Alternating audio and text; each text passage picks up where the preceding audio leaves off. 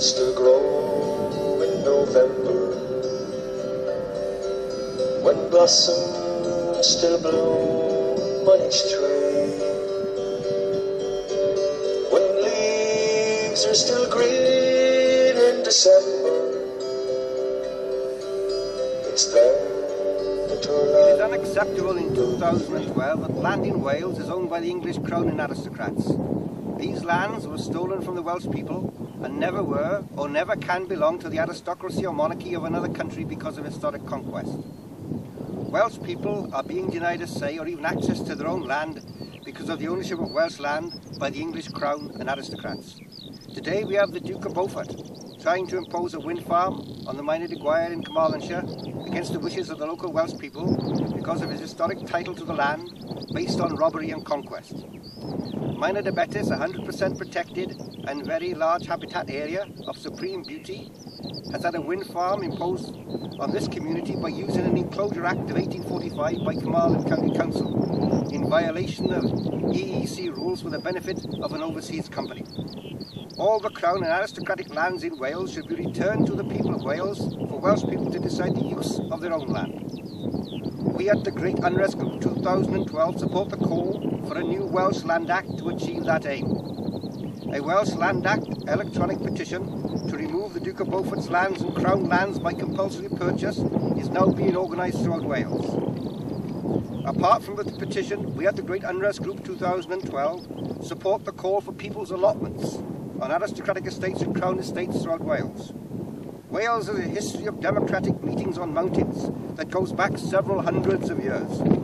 Welsh people historically were driven into the mountains by the English conquest of Wales. The mountains were our last defence for a Welsh fight back that has never ended.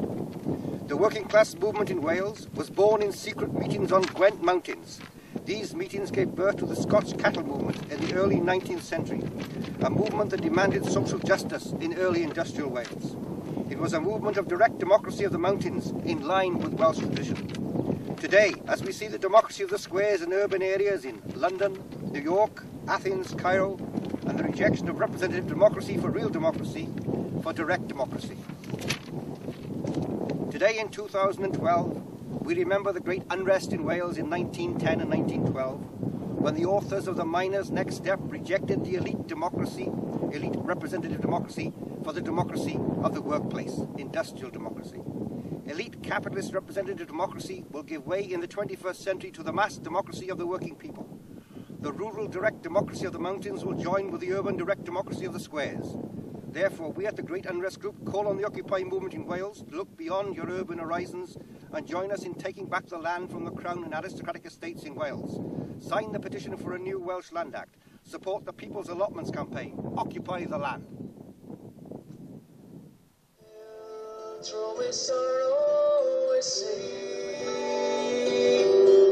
a land that has never known freedom. Only our rivers run free.